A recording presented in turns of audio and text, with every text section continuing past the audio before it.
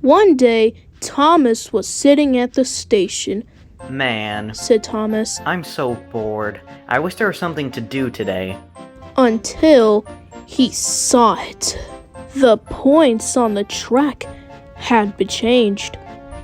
Gee, Said Thomas. I wonder what would happen if I went on it. So Thomas puffed onto the track.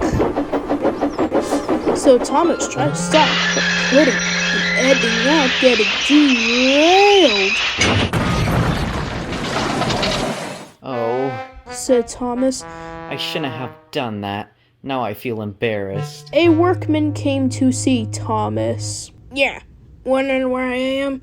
Small tank engine? Yeah, Thomas. Came off the track?